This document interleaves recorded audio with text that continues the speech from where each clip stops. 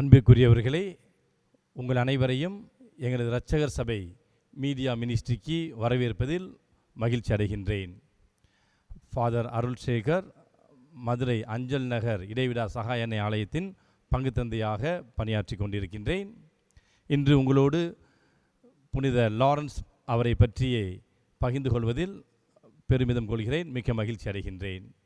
எங்களது RMC ரிடம்ட்ரிஸ்ட் media centre வழியாக உங்கள் அனைவரையும் சந்திப்பதில் மிக்க மகிழ்ச்சி. நாம் இப்பொழுது நற்செய்தி வாசகத்திற்கு செல்வோம். யோவான் எழுதிய தூய நற்செய்தியிலிருந்து வாசகம். அதிகாரம் 12, இறை வசனங்கள் 24 முதல் 26 முடிய. கோதுமை மணி மண்ணில் விழுந்து மடியாவிட்டால் அது அப்படியே இருக்கும். அது மடிந்தால்தான் மிகுந்த விளைச்சலை அளிக்கும் என உறுதியாக உங்களுக்கு சொல்கிறேன். தமக்கென்றே வாழ்வோர் தம் வாழ்வை இழந்து விடுவர். இவ்வுலகில் தம் வாழ்வை பொருட்டாக கருதாதோர் நிலை வாழ்வுக்கு தம்மை உரியவராக்குவர். எனக்கு தொண்டு செய்வோர் என்னை பின்பற்றட்டும். நான் இருக்கும் இடத்தில் என் தொண்டரும் இருப்பர். எனக்கு தொண்டு செய்வோருக்கு தந்தை மதிப்பளிக்கிறார் என்றார். ஆண்டவரின் அருள்வாக்கு. கிறிஸ்துவே உமக்கு புகழ். கிறிஸ்தியேசுவில் மிகவும் பிரியமானவர்களே, சில நாட்களுக்கு முன்பு ஒரு வீடியோ ஒன்றை நான் பார்த்தேன். அது கார் ஓட்டுவது. இந்த கார் ரேஸ் என்பது சாதாரணமாக நாம் பார்ப்பதை போல ஏதோ ஒரு ட்ராக்கில் ஓட்டுவதல்ல. மாறாக இது ஸ்டண்ட் மாதிரி, கார் ஸ்டண்ட் அல்லது கார் ஃபைட்டிங் என்று சொல்லப்படுவது. ஒருவர் ஏறக்குறைய 6 அல்லது 7 கார்களை நிப்பாட்டி இவர் வேகமாக அந்த 6 அல்லது 7 கார்களை தாண்ட வேண்டும் ஒரே ஜம்பில். இந்த நிகழ்ச்சியை தான் நான் வீடியோவிலே பார்த்து கொண்டிருக்கின்றேன். ஒரு சிலர் நாம் இந்த ஸ்போர்ட்ஸ் சேனல் அல்லது AXNலே பார்த்திருப்போம். இப்படிப்பட்ட அந்த கார் ஸ்டண்ட்டை நான் பார்த்தேன். அந்த ஒரு நபர் மிகவும் வேகமாக ஒரே ஜம்பில் 6 கார்களையும் தாண்டிவிட்டார். ஆனால் பார்த்தால் அங்கே அவரது கார் ஏறக்குறைய நொறுங்கிவிட்டது. ஆனால் அவர் உயிரோடு தான் இருந்தார். உடனடியாக அங்கே நிறுத்தப்பட்டிருந்த ஆம்புலன்ஸிலிருந்து அவருக்கு உதவி செய்ய வந்தார்கள். எல்லாம் முடிந்த பிறகு அவரிடம் கேட்டார்கள், இது உயிருக்கே ஆபத்தான ஒரு ரேஸ், ஒரு நிகழ்ச்சி, இதில் ஏன் நீங்கள் பங்கேற்க வேண்டும் என்று கேட்டபொழுது அவர் சொன்னது, இது கஷ்டம்தான், ஆனால் என்னால் முடியும்.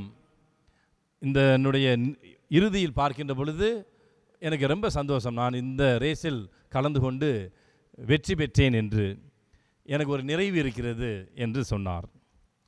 கிறிஸ்துவில் பிரியமானவர்களே, இவ்வாறு ஒரு வெற்றி பெற்றவர், அதுவும் அக்கினியிலும் அன்பில் இருந்த சாட்சியாக விளங்கியவர்தான் இன்றைய நாள் ஆகஸ்ட் மாதம் 10ஆம் தேதி நாம் திருவிழா கொண்டாடுகின்ற புனித லாரன்ஸ். மிகவும் மகத்துவமானவர். அது முக்கியமாக ஐரோப்பா நாடுகளிலே இவரது திருவிழா மிகவும் விமரிசையாக கொண்டாடப்படும். இவரது ஃபீஸ்ட்னாலே ரொம்ப கோலாகலமாக, ஆடம்பரமாக அனைத்து மக்களாலும் கொண்டாடப்படுகின்ற ஒரு திருவிழாவாக இருக்கிறது. ஒரு நபராக இருக்கிறார். Who is this Lawrence? இவரது பெயர் லாரன்டியஸ் என்றும் அழைக்கலாம். இந்த லாரன்டியஸ் என்றால் லாரல் இலையால் கிரீடம் சூட்டியவர் என்று அர்த்தம். ஆம், இவரது பெயரில் இருந்துதான் இந்த பெயர் உருவாகிறது, லாரல் இலை. இந்த லாரல் இலை என்பது லாரஸ் நோபிலிஸ் என்கின்ற மரத்திலிருந்து கிடைக்கின்ற ஒரு நறுமண இலைதான் இந்த லாரன்டியஸ் என்கின்ற வார்த்தையிலிருந்து வருகின்ற லாரஸ் நோபிலிஸ் என்கின்ற இந்த இலை. ஆக இந்த லாரல் இலை எதற்காக பயன்படுத்தப்படுகிறது? சமையலுக்கு பயன்படுத்தலாம். முக்கியமாக இது வெற்றி அல்லது அறிவின் அடையாளமாக கருதப்பட்டு வெற்றியாளர்களுக்கு லாரல் இலையால் மாலைகள் சூட்டப்பட்டன. அது முக்கியமாக பார்க்கிறோம், இந்த ஒலிம்பிக் சாம்பியன்ஸ்களுக்கு கிரீடம் அமைப்பதற்கு இந்த இலை பயன்படுத்தப்பட்டது. அப்போ லாரன்ஸ் அவரது பெயருக்கு ஏற்றார் போலவே வெற்றி அடைந்திருக்கிறார். யாருக்காக வெற்றி அடைந்தார் என்றால் ஆண்டவர் இயேசுவுக்காக. இவரது வாழ்க்கையை பார்க்கின்ற பொழுது இவர் ஆண்டவர் இயேசுவிற்கு பிறகு 3வது நூற்றாண்டிலே வாழ்ந்தவர். கிபி 258 திருத்தந்தையாக அப்பொழுது இருந்தவர் புனித நிலைக்கு உயர்த்தப்பட்ட 2ஆம் சிக்ஸ்டஸ். அப்போ இந்த 2ஆம் சிக்ஸ்டஸ் வாழ்ந்த பொழுது இவர் ஒரு குருவானவராக கூட மாறவில்லை, ஒரு சாதாரண திருத்தொண்டர், டீக்கனாக வாழ்ந்தவர். ஆனால் புனித பேதுரு, பவுல் அவர்களுக்கு அடுத்தாற்படியாக லாரன்ஸ் மிகவும் புகழ் பெற்றவராக இருக்கிறார். இதனால்தான் ஒரு ஹிஸ்டாரியன், ஒரு வரலாற்று அறிஞர் சொல்வார், புருடென்சியஸ் என்கிற வரலாற்று அறிஞர், இந்த புனிதரால், புனித லாரன்ஸால் உரோமை நகரமே கிறிஸ்துவின் ஒளியை பெற்றது என்று. அவை பாருங்கள், ரோம் நகரம் தலைநகரமாக இருக்கிறது, கிறிஸ்துவத்தின் உச்சமாக இருக்கிறது, அது கிறிஸ்துவின் ஒளியை பெற்றது இந்த புனிதரால் தான் என்று கூறுகிறார். ஆம், இந்த போப் சிக்ஸ்டஸ் இவர் அரசன் வலேரியன் வாழ்ந்த காலத்தில் சிறைப்பிடிக்கப்பட்டார். அப்பொழுது இவர் மீது கொண்ட அன்பினால் இவர் ஓடி சென்று சொல்கிறார், அன்பு தந்தையே, என்னை விட்டுவிட்டு நீ மட்டும் செல்வது முறையா என்று திருத்தந்தையிடம் சொன்ன பொழுது திருத்தந்தை சொல்கிறார், டோன்ட் வரி மை சன், 3 நாட்களுக்கு பிறகு நீ என்னை பின்தொடர்வாய். 3 நாட்களுக்கு பிறகு என்னை பின்தொடர்வாய் என்று முதலிலே திருத்தந்தை சிக்ஸ்டஸ் உயிர் துறக்கிறார் ஆண்டவர் இயேசுவுக்காக. அதற்கு பிறகு 3 நாட்களுக்கு பிறகு இவரும் தனது வாழ்வை ஆண்டவர் இயேசுவுக்காக கொடுக்கிறார். நற்செய்தி, இன்றைய நற்செய்தி யோவான் நற்செய்தி 12வது அதிகாரம் 24 முதல் 26 வரை உள்ள இறைவசனம் கூறுவது என்ன? கோதுமை மணி மண்ணில் விழுந்து மடிந்தால்தான் பலன் தரும், இல்லை என்றால் வேஸ்ட். நம்ம கோதுமை மணியை கையில் எடுத்து அப்படியே வைத்து கொண்டோம் என்றால் எந்த பலனும் இல்லை. ஆனால் அது மண்ணில் போடப்படுகின்ற பொழுது அது முளைக்கின்ற பொழுது சாதாரண ஒரு மணியானது 100 மணியாக மாறுகிறது, வாழ்வு கிடைக்கிறது. ஆம், அதனால் தான் ஆண்டவர் இயேசு சாதாரண ஒரு எடுத்துக்காட்டை சொல்கிறார். கோதுமை மணி மண்ணில் விழுந்து மடிந்தால் ஒழிய அது வேஸ்ட்டாக சும்மா தான் போகுது, எப்பொழுது மடிகிறதோ அப்பொழுதுதான் வாழ்வு கிடைக்கின்றது என்று. ஆம், அந்த நற்செய்திக்கு ஏற்றார் போல புனித லாரன்ஸ் தனது உயிரையே கொடுக்கிறார். இன்றும் ஆயிரக்கணக்கானோர் இதயங்களில் அவர் வாழ்ந்து கொண்டிருக்கிறார். ஆண்டவர் இயேசு ஒரு பெரிய மணிமகுடத்தை, நறுமணம் வீசும் மணிமகுடத்தை அவருக்கு தந்திருக்கிறார். கிறிஸ்துவில் பிரியமானவர்களே, அப்போ இந்த புனிதர், இவரிடமிருந்து நாம் கற்றுக்கொள்ளக்கூடிய பாடம் என்ன? நாம் பார்க்கிற முதலிலே புனித லாரன்ஸ் ஏழைகளின் ஊழியராக இருக்கிறார். Is a servant of the poor. ஏன் சொல்கிறேன்? ஏனென்றால் லாரன்ஸிடம் ரோமை ஆளுநர் சொல்வது என்னவென்றால், திருச்சபை அல்லது ஆலயத்தின் உடைமைகள் அனைத்தையும் 3 நாட்களில் கொண்டு வந்து சமர்ப்பிக்க வேண்டும் என்று.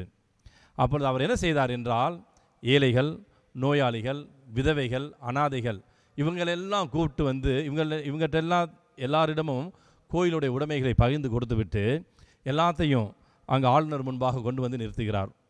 அப்போ சொல்லுகிறார், ஆளுநர் கேட்கிறார், எங்கே திருச்சபையினுடைய உடைமைகள், ப்ராப்பர்ட்டிஸ் எல்லாம் எங்கே என்று கேட்ட பொழுது, இதோ இவர்கள்தான் திருச்சபையின் உடைமைகள் என்று அந்த சாதாரணமான மனிதர்களை பார்த்து சொல்கிறார். ஆக அன்புக்குரியவர்களை, இன்று நாம் அறிந்து கொள்வது, நம் ஆலயத்தின் அழகு கட்டிடத்தில் இல்லை, இந்த பில்டிங்கில் இல்லை, மாறாக ஏழைகளுக்கு செய்யும் உதவியில்தான் இருக்கிறது. இதைத்தான் ஆண்டவர் இயேசுவும் மத்தேயு நற்செய்தி 25வது அதிகாரத்தில் 40வது வசனத்தில் மிகவும் அழகாக சொல்கிறார். ஆக நாம் சின்னஞ்சிறியவர்களுக்கு செய்வது கடவுளுக்கே, இறைவனுக்கே செய்வதாக கருதப்படுகிறது. இரண்டாவதாக பார்க்கிறோம், புனித லாரன்ஸ் அக்கினியிலும் ஒரு சிரித்த சாட்சியாக விளங்குகிறார். ஜாய் இன் சஃபரிங். என்ன நடந்தது? அவரை இரும்பு கட்டிலில் போட்டு அவரை நெருப்பு வைக்கிறாங்க. அந்த நேரத்திலும், அந்த துன்பகரமான நேரத்திலும் இறை புகழ் பாடியவர் தான் புனித லாரன்ஸ். அது மட்டுமா, அவர் சொல்கிறார் அங்கே இருந்த ஆளுநரிடம், ஒரு பக்கம் வெந்துவிட்டது, மறுபுறமும் திருப்பி போடுங்கள் என்று சொல்லி தன்னையே மறுபுறம் திருப்பி போட்டு அந்த வேதனைக்கு உட்படுத்துகிறார். ஆம், காரணம் இயேசுவினுடைய அன்பால் எரிந்தவர். அன்புக்குரியவர்களே, நம் கவலை, துன்பம், நோய், நாம் எப்படிப்பட்ட மனநிலை கொண்டிருக்கிறோம்? ஆனால் புனித லாரன்ஸ் ஒருபுறம் எரிந்தது போதாது என்று மறுபுறமும் நான் எரிகிறேன், நான் எரியப்பட வேண்டும் என்று தன்னையே அந்த துன்பத்திற்கு உள்ளாக்கியவர். மூன்றாவதாக பார்க்கிறோம், புனித லாரன்ஸ் கொடுப்பதில் வாழ்ந்தவர். He lived in giving. எப்படி என்றால், அவர் தன் உயிரையே கொடுத்தார். நான் கொடுக்க வந்தேன் என்ற இயேசுவின் வார்த்தையை வாழ்ந்து காட்டினார். யோவான் நற்செய்தி 15வது அதிகாரம் 13வது வசனத்தில் வாசிக்கலாம். தன் நண்பருக்காக உயிரை கொடுப்பதை விட மேலான அன்பு யாரிடமும் இல்லை. அப்படிப்பட்ட அன்பால் தம்மோடு இருந்தவர்களுக்காக தனது உயிரை கொடுத்தவர் தான் புனித லாரன்ஸ். ஆக அன்புக்குரியவர்களே, இன்று திருவிழா கொண்டாடுகின்றோம், நினைவில் கொள்கின்றோம். புனித லாரன்ஸ் மாபெரும் புனிதராக இருக்கிறார்.